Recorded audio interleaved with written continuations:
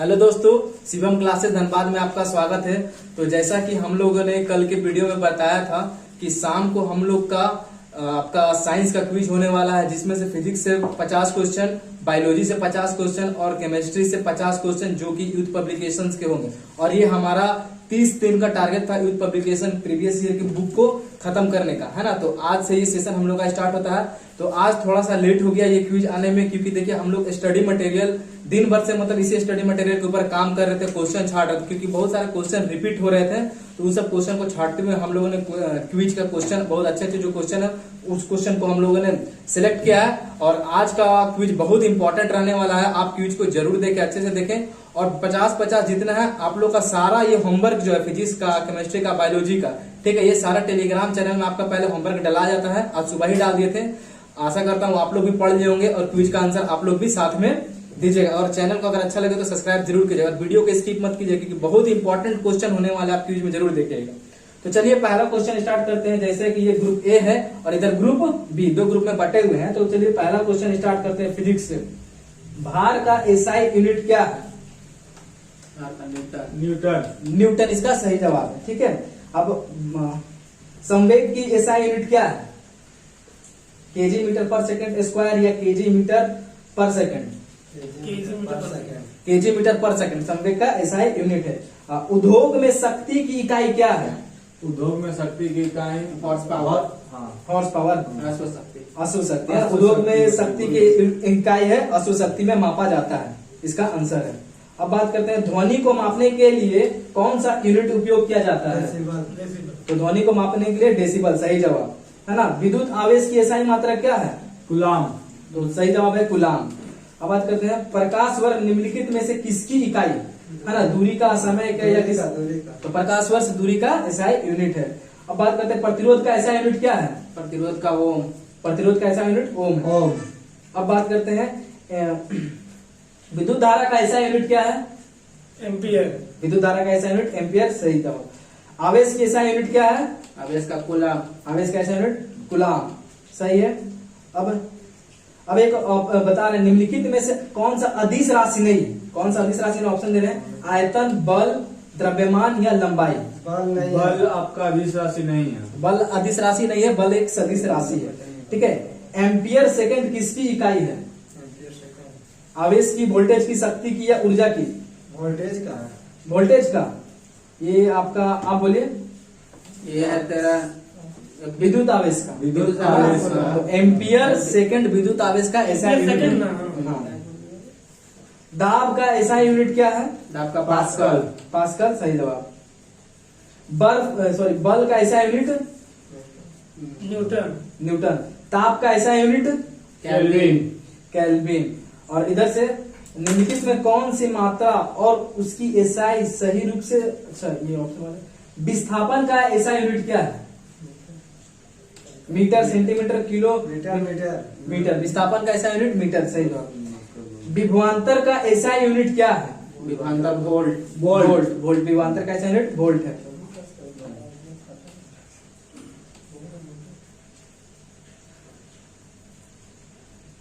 अच्छा, निम्नलिखित में से कौन सा एक ऐसा भौतिक मात्रक है जो समान है, जिसका यूनिट क्या है? समान है। ऑप्शन दे रहे, कार्य और ऊर्जा, बल और संवेग, बल और दाब या बल और कार्य?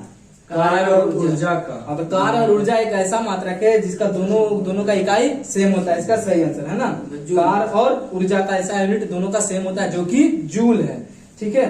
अब चलते हैं, दाब की अंतरराष्ट्रीय इकाई क्या है? रिपीट है क्वेश्चन। पास्कल, ओम या डाइन? डाइन। पास्कल है ना। दाब की अंतरराष्ट्रीय इकाई भी क्या है? पास्कल है, ठीक है। तो चलते हैं हम लोग अब केमिस्ट्री। देखिए इसमें कुछ इजी क्वेश्चन देखिए कि यूनिट से रिलेटेड थे, कुछ खास क्वेश्चन नहीं था। 50 क्वेश्चन तक कुछ इजी थे। जैसे ही हम लोग आगे बढ़ेंगे क्वेश्चन का लेवल आपको थोड़ा सा टफ दिखेगा, है ना। अब चलते हैं हम लोग आपके केमिस्ट्री की ओर।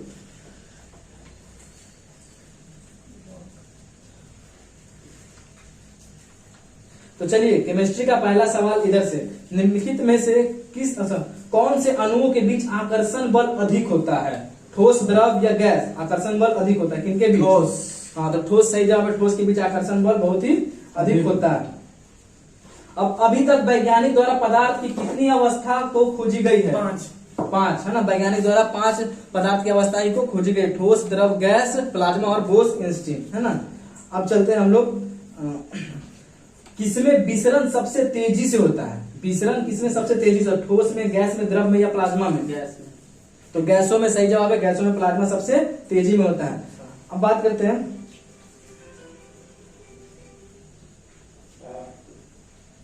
हवा एक उदाहरण है। हवा किसका उदाहरण है? शुद्ध मिश्रण। अच्छा सुनिए इसको, रेत और चीनी का मिश्रण किसका उदाहरण है? ऑप्शन दे रहे हैं, विजातीय मिश्रण, सजातीय मिश्रण या कोलाइडी विलयन। रेत और चीनी किसका मिश्रण है? विजातीय मिश्रण।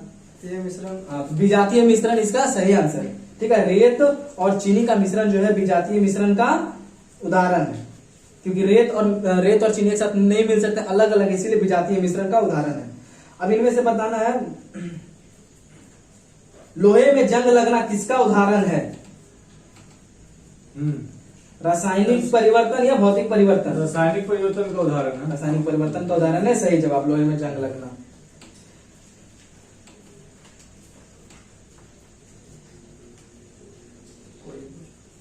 अब बताइए, कौन सा नियम कहता है कि रासायनिक अभिक्रिया में द्रव्यमान का न तो उत्पन्न किया जा सकता है और न ही नष्ट किया जाता है?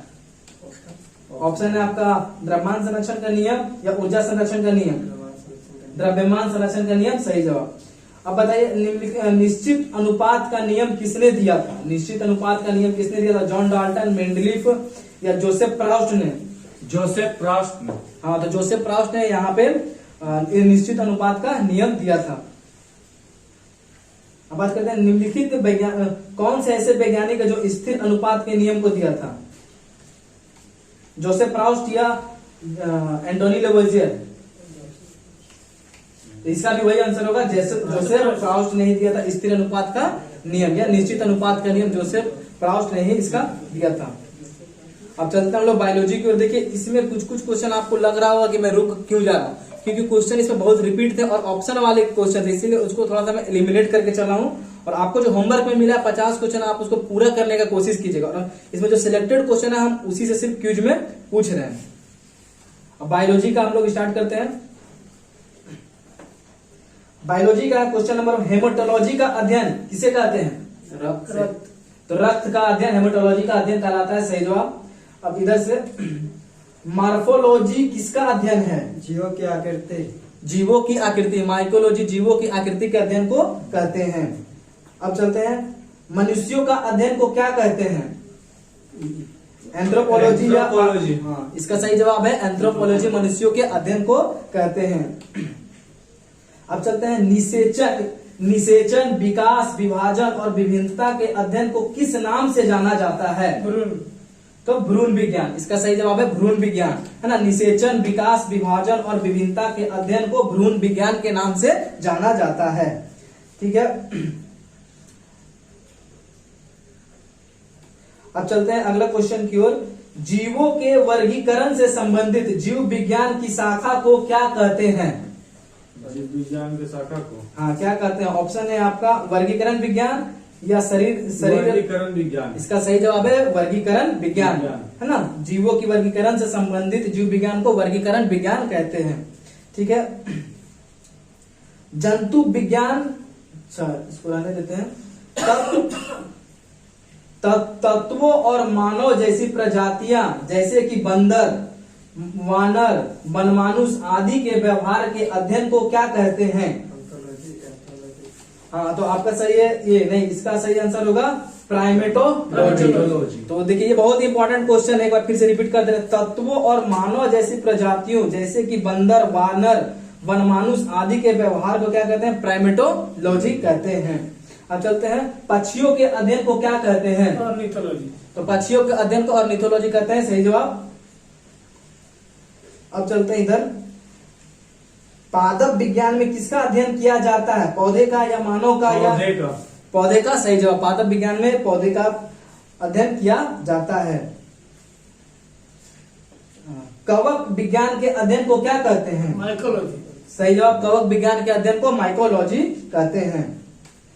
इधर से है टैक्सोनॉमी मूल रूप से किससे संबंधित है?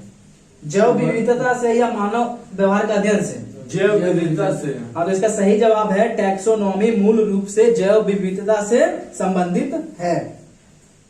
अब चलते हैं, टैक्सोलॉजी किसका अध्ययन कहलाता है? टैक्सिकोलॉजी किसका अध्ययन कहलाता है? जहर का चट्टान का। हाँ, तो टैक्सिलॉजी सही जवाब है। जहर के अध्ययन को टैक्सिकोलॉजी कहते हैं, है ना, टॉक्सिकोलॉजी कहते हैं। और टैक्सोनॉमी आपका जैव विविधता के अध्ययन को कहते हैं। अब चलते हैं नेक्स्ट क्वेश्चन की ओर। किसी कोशिका में मौजूद सबसे बड़ा कोशिकांग कौन होता है? किसी कोशिका में मौजूद सबसे बड़ा कोशिकांग क्या होता है? गोल्गी काय, नाभिक, माइटोकॉन्ड्रिया या अंतःप्रद्रविका जलिका? सबसे बड़ा किसी भी कोशिका में सबसे नाभिक। नाभिक सही जवाब है ना। तो किसी भी कोशिका में सबसे बड़ा क्या होता है? नाभिक होता है ना, नाभिक होता है। अब इसके साथ उत्तर, जीवन की मूलभूत इकाई को क्या कहते हैं? कोशिका। जीवन की मूलभूत इकाई को कोशिका कहते हैं। अच्छा, कोशिका पर्यात्मक क्रियाओं को कोशिका के पर्यात्मक क्रियाओं को नियंत्रण कौन करता है? जीवद्रव, केंद्रक या केंद्रिका? कोशिका के पर्यात्मक क्रियाओं को कौन नियंत्रण करता है? केंद्रक करता है या केंद्रिका करता है कि जीवद्रव? जीवद्रव। क्या होगा? जीवद्रव। केंद्रक होगा। केंद्रक होगा, है ना। तो इसका सही जवाब है केंद्रक। क्या है? कोशिका के पर्यात्मक क्रिया, मतलब कोशिका के अंदर जितना भी फंक्शनल काम होता है, क्रियात्मक क्रिया, उसका कंट्रोल कौन करता है? केंद्रक करता है। ठीक है। अच्छा, इधर से बताइएगा, कोशिका सिद्धांत निम्नलिखित में से किस पर लागू नहीं होता है? ऑप्शन दे रहे हैं आपको, जीवाणु, शैवाल, कवक या विषाणु। मतलब कोशिका सिद्धांत किस पर लागू नहीं होता है ना? जीवाणु, शैवाल, कवक या विषाणु? विषाणु पर। इसका सही जवाब है विषाणु सही है। अब चलिए इधर से, विटामिन ए की कमी से कौन सा रोग होता है? रतौंधी सही जवाब। विटामिन बी की कमी से कौन सा रोग होता है? बेरी सही जवाब है। तो इसी तरह, अच्छा एक लास्ट क्वेश्चन इधर, हड्डियों के अध्ययन को क्या कहते हैं? ऑस्टियोलॉजी सही जवाब है ना। हड्डियों के अध्ययन को ऑस्टियोलॉजी कहते हैं। तो इसी के साथ आज फिजिक्स, केमिस्ट्री, बायोलॉजी का क्विज समाप्त हो गया। देखिए, इसमें कुछ कुछ क्वेश्चन ऐसे थे जो बिना ऑप्शन के ये आपके कंप्लीट नहीं होते, तो हमने वही क्वेश्चन लिया जो बिना ऑप्शन के हो, इसीलिए थोड़ा सा हमको टाइम लगा। नेक्स्ट टाइम से हम लोग और क्वेश्चन पे एलिमिनेट करेंगे और इंपॉर्टेंट क्वेश्चन को लेंगे। लेकिन आपका होमवर्क ये है कि डेली फिजिक्स, केमिस्ट्री, बायोलॉजी के 50 क्वेश्चन, मतलब 150 क्वेश्चन को आप डेली रिवीजन करो। और यहाँ से हम लोग रैंडम क्वेश्चन पूछेंगे, ठीक है, उसका आप लोग भी जवाब दीजिए और हम लोग भी यहाँ पे क्विज करेंगे। तो इस तरह क्या होगा, आपका यूथ का जो हम लोगों का 1 महीने का टारगेट है वो फिनिश हो जाएगा। और थोड़ा सा आज हम लोग का क्विज में लेट इसलिए होगा क्योंकि हम लोग दिन भर स्टडी मटेरियल तैयार करने में लगे हुए थे, टेलीग्राम में पीडीएफ बनाने में लगे हुए थे, तो कल से ये लेट नहीं होगा। ठीक है, धन्यवाद। और क्विज अगर आपको अच्छा लगा तो लाइक, शेयर, सब्सक्राइब कर दे। और हाँ, जो लोग हमारे टेलीग्राम से अभी तक नहीं जुड़े हैं चैनल से, तो शिवम क्लासेस धनबाद आप लोग सर्च मारिएगा टेलीग्राम में, ठीक है, बिना स्पेस के, कोई भी स्पेस नहीं देना है, शिवम क्लासेस धनबाद, है ना, हमारा टेलीग्राम चैनल आ जाएगा। शिवम क्लासेस धनबाद जरूर मारिएगा, ठीक है, तो हमारा टेलीग्राम चैनल आ जाएगा। धन्यवाद।